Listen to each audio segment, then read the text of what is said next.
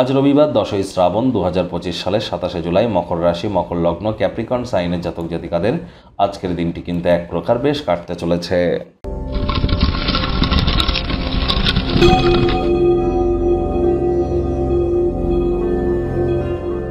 ভিডিওটির শুরুতে স্ক্রিনে আপনারা দেখতে পাচ্ছেন সূর্যদেবের প্রণাম মন্ত্র।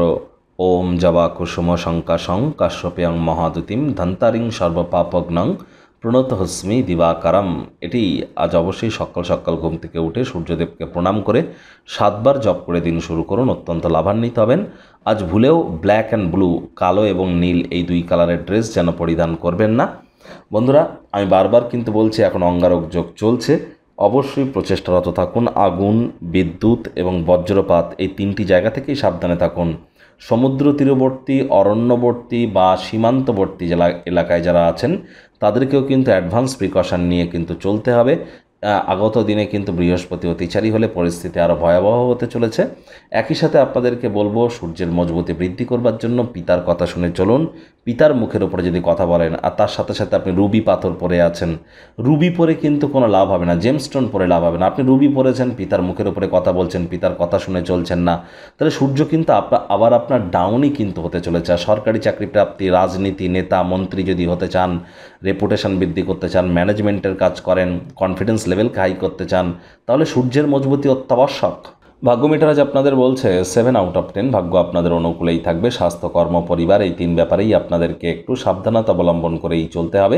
কায়িক পরিশ্রমের কারণে শরীরে ক্লান্তি আপনারা অনুভব করতেই পারেন। ওজন বুঝে ভোজন গ্রহণ করুন। রাস্তাঘাটে সাবধানে গাড়ি ঘোড়া চালান। কোনো প্রকার নেতিবাচক অনুভূতির আশ্রয় ভুলেও যেন গ্রহণ করবেন না, হতাশা কিন্তু গ্রাস করতেই পারে। অর্থগত ব্যাপারে আয় ইনকাম বাড়বে। নতুন উদ্যোগ পরিকল্পনার পাশাপাশি নতুন নির্মাণ কার্যের শুরুয়াত আজ করা যেতেই পারে। আজ আপনারা অবশ্যই প্রত্যেক মানুষকে সাহায্য করতে গিয়ে নিজেই কিন্তু ক্লান্ত, অবসন্ন হয়ে পড়তে পারেন, তাই নিজের দিকে নজর দিতে যেন ভুলবেন না। ক্রিয়েটিভ থিঙ্কিং বা ক্রিয়েটিভ ট্যালেন্টকে যদি কাজে লাগাতে পারেন, লাভান্বিত হবেন।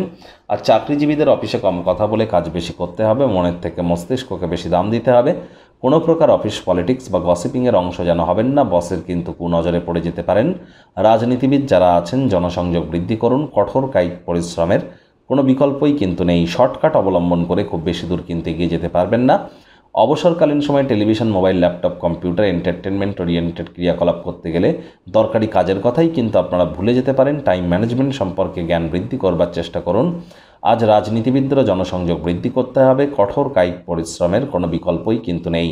শর্টকাট অবলম্বন করলে কিন্তু চলবে না। আবারও বলছি, শিক্ষার্থী বিদ্যার্থীরা যে কোনো প্রকার পরীক্ষা প্রতিযোগিতায় সফলতা অর্জন করবেন উচ্চশিক্ষার জন্য। যারা বিদেশ যাত্রার কথা ভাবছিলেন, ভাগ্যদেবীও আজ আপনাদের পক্ষেই আছেন। সন্তান সন্ততি থেকে থাকলে তারাও তাদের কৃতিত্বের দ্বারা আপনাদেরকে গর্বিত অনুভব করাবে। হাউস ওয়াইফদের জন্য দিনটি এক প্রকার বেশ।